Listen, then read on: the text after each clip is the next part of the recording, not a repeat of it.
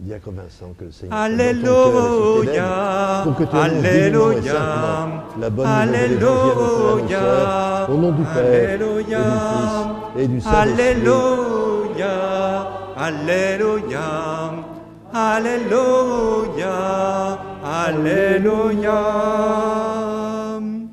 Dieu nous a appelés par l'Évangile à entrer en possession de la gloire de notre Seigneur Jésus-Christ. Alléluia, Alléluia, Alléluia, Alléluia. Le Seigneur soit avec vous. Et avec ton esprit. Évangile de Jésus-Christ selon saint Jean. Gloire à toi, Seigneur. En ce temps-là, il y eut un mariage à Cana de Galilée. La mère de Jésus était là. Jésus aussi avait été invité au mariage avec ses disciples. Or, on manqua de vin. La mère de Jésus lui dit, « Ils n'ont plus de vin. » Jésus lui répond, « Femme, que me veux-tu? Mon heure n'est pas encore venue. » Sa mère dit à ceux qui servaient, « Tout ce qu'il dit, tout ce qu'il vous dira, faites-le. » Or, il y avait là 6 jarres de pierre pour les purifications rituelles des Juifs. Chacune contenait 2 à 3 mesures, c'est-à-dire environ 100 litres. Jésus dit à ceux qui servaient, « Remplissez d'eau les jarres. » Et ils les remplirent jusqu'au bord. Il leur dit, « Maintenant, puisez et portez-en au maître du repas. » Ils lui en portèrent, et celui-ci goûta l'eau changée en vin. Ils ne savaient pas d'où venait ce vin, mais ceux qui servaient le savaient bien, eux qui avaient puisé l'eau.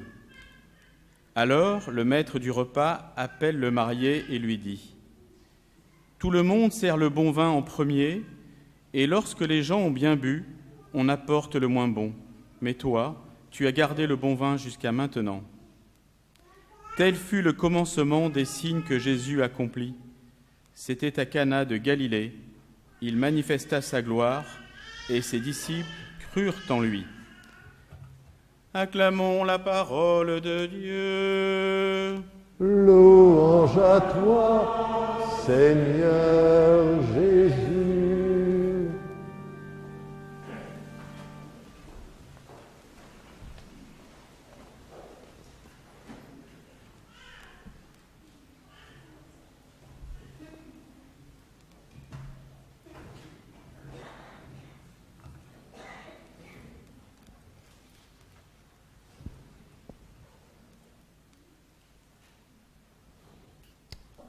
Le maître avait été invité, et sa mère aussi. Ça se comprend, hein, car le village de Cana où moi j'habite, moi Nathanaël, n'est pas très loin de Nazareth. Nous étions aussi de la fête, les camarades et moi, qui suivions le maître depuis que le baptiseur nous l'avait désigné comme l'agneau de Dieu, qui pulvériserait les péchés des hommes et qui allait nous plonger dans le souffle de la sainteté et dans le feu. Ah, ce programme nous plaisait bien, mais il y aurait quand même fort à faire. Oh, on n'était quand même pas très nombreux, hein. Il y avait André et Simon, 2 solides patrons pêcheurs de Capharnaüm. Il y avait aussi Philippe, un enthousiaste, lui originaire de Bethsaïda. Et c'est lui qui m'avait présenté à Jésus. Ah, Jésus qui m'avait estomaqué, je dois le dire. J'étais très réticent, en fait. En effet, qu'est-ce qui peut sortir de bon de Nazareth? Eh bien, je me trompais. Lui, ce Jésus, il m'a décrypté d'un seul coup, radiographié, littéralement. Il a vu qui j'étais, un fils d'Israël, qui ne sait pas mentir, ni ruser. Ah, j'en revenais pas. C'était un beau compliment, mais c'était vrai en plus.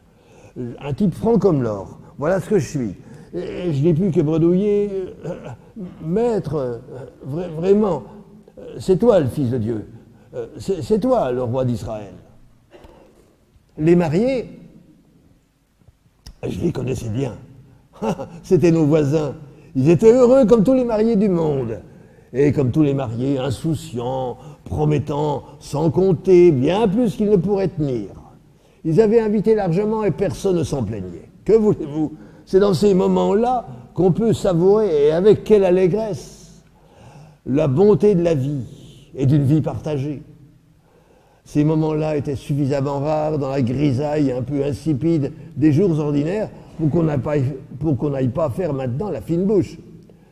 Mais je me disais, se rendent-ils compte, nos mariés, qu'ils vivent sans doute le meilleur de leur vie? Et ils s'enivraient du vin d'amour. Mais les années passant, cette saveur exquise allait peut-être bien s'affadir, et leur soif ne connaîtrait plus que l'eau de l'indifférence. Ah, ce jour de printemps était à la gaieté, que tous goûtaient sans retenue. Et pourquoi s'en priver? N'était-ce pas une manière de bénir notre Créateur que de savourer les saveurs de la vie? Cette vie qu'il nous avait donnée, et en abondance de plus, si du moins nous sachions la partager. Les saveurs de la vie, c'est grande sagesse que de savoir les reconnaître et les apprécier. Sagesse et saveur, cela va ensemble. Le maître d'école nous a déclaré avec tout le sérieux de sa science que ces deux mots étaient apparentés, que dans la langue de nos occupants, les Romains, sapientia, la sagesse, ça venait du verbe sapere, qui veut dire savourer. Et c'est donc que la sagesse, c'était bien de se délecter des saveurs du monde, même les plus modestes. Ah là, c'était, je dois dire, une philosophie, une leçon de philosophie que nous recevions bien volontiers et qui nous plaisait bien. Ces saveurs, c'est bien souvent presque rien, mais c'est ce qui redonne le goût de vivre. Et le soir venu, quand on a sur les épaules tout le poids de fatigue et même souvent d'inquiétude de la journée, c'est ce qui donne l'envie de s'aventurer quand même dans la journée du lendemain. Ah, quelle merveille allions-nous y trouver? Je trouve, voyez-vous, moi, Nathanaël, je trouve que parmi nous, il y en a beaucoup qui s'échinent à trouver le sens de leur vie, qui s'interrogent. Je les comprends. C'est bien pour ça que j'étais sous le figuier à méditer, à ruminer quand Philippe est passé pour me dire, tu sais, Jésus qui vient de Nazareth, oh, ça vaut la peine, allez, viens, arrête donc de te morfondre là, viens et tu verras. Je n'avais pas tort, mais c'était lui qui avait raison. Le sens de la vie, c'est pas mal, c'est vrai, mais la saveur de la vie, c'est mieux, infiniment mieux, et ça, je l'ai compris aujourd'hui.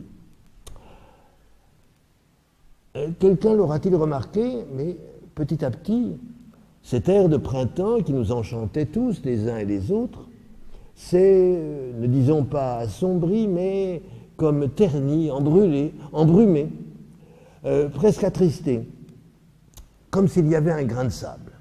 Les oiseaux, qui criblaient de trilles la glycine qui embaumait le mur de la façade, se sont tus. Ah, étaient-ils fatigués de cette allégresse à laquelle ils avaient pris large part? À peine remarquait-on que les servants étaient moins généreux à remplir les coupes qu'on leur tendait, comme s'ils mesuraient prudemment, afin que tous continuent quand même à trinquer joyeusement. Manifestement, d'ailleurs, le traiteur paraissait ennuyé. Que se passait-il donc? Le maître et sa mère étaient en bout de table, à croire que c'était lui qui présidait les réjouissances. En tout cas, sa mère a remarqué le malaise qui devenait sensible. On n'entendait plus les refrains repris en chœur, les éclats de rire, les uns et les autres parlaient à mi-voix, l'ambiance si heureuse était retombée. La mère de notre maître l'a bien remarqué, elle en a deviné le pourquoi. Elle s'est penchée vers lui et lui a dit le plus simplement du monde, oh, ce n'était pas du tout une demande, c'était une évidence qu'elle constatait. Ils n'ont pas de vin, rien d'autre, car elle ne supportait quand même pas l'idée que la fête se terminât dans un naufrage, que les mariés fussent honteux d'avoir été si imprévoyants et que le traiteur y perdit sa réputation. Beaucoup de petits malheurs qui terniraient un jour de grande joie. Était-ce supportable? Ils n'ont pas de vin, comme s'ils n'en avaient jamais eu, comme s'ils n'avaient eu jusque-là pour se désaltérer qu'une piquette médiocre ou même infâme, qui sait, qui brûle l'estomac sans réchauffer le cœur. Pas meilleur en tout cas que ce vinaigre, ce vin aigre que l'on donnait aux condamnés, mélangé de myrrhe, pour atténuer, disait-on, les souffrances de leur supplice. La mère de Jésus voulait retrouver la source de la vraie vie, mais la source était cachée, semble-t-il, cachée et même scellée. Ce vin d'amour dont je vous parlais tout à l'heure, peut-être leur a-t-il toujours manqué. Et la mère ne voulait pas que les hommes en fussent privés. Son refus à lui aura été sec, presque cassant, même s'il y mettait les formes, comme dans le grand monde. Femme, il paraît que c'est comme ça, paraît-il, qu'on s'adresse à la reine dans les usages du palais. Femme, qu'est-ce qu'il y a de commun entre nous deux dans cette affaire? En quoi cela nous concerne-t-il? C'est vraiment pas le moment. Oh, elle n'a pas supplié, mais j'ai vu une larme s'esquisser sur sa joue. Mais elle a tenu bon, elle n'a pas lâché le morceau. Elle connaissait la source cachée, la source scellée, et celle-ci lui opposait à présent une fin de non-recevoir. Oh, ça lui rappelait le moment où elle avait présenté son fils au temple, et quand un vieux monsieur l'avait béni, sans lui cacher les douleurs qu'elle devrait supporter, endurer. Et bien, on y était maintenant. Alors elle est allée trouver les servants qui paniquaient avec leurs jarres et leurs amphores vides, et leur dit, en désignant son fils, tout ce qu'il vous dira, faites-le. L'espérance ne l'avait pas quitté. Plus tard, quand nous serions tous ensemble, dans la salle haute à attendre le souffle de sainteté qui nous avait été promis, c'était entre Pâques et Pentecôte, elle nous dira qu'elle avait compris ce refus si inattendu, qui avait eu de quoi la désarçonner. Mais en effet, sans le vouloir, c'était son sang qu'elle lui avait demandé, car lui ne savait que trop bien qu'il allait être foulé comme la vendange de Dieu au pressoir de la croix. Cette heure-là, il n'y échapperait pas, et il en tremblait d'avance, mais nous ne savions pas. Ce vin de la souffrance amère, il en sera abreuvé, et il suppliera dans un halètement d'agonisant ces deux mots: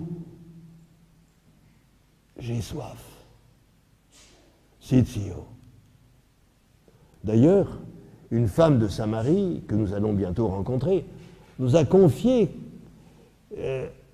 qu'elle l'avait rencontré, lui, le Messie, au puits de Jacob, ça. Elle en était persuadée.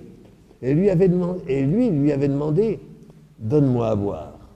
Et lui avait donné l'eau amère de toute son existence, cabossée, dépenaillée, tous ses ratages, ses échecs et ses désirs restés sans réponse.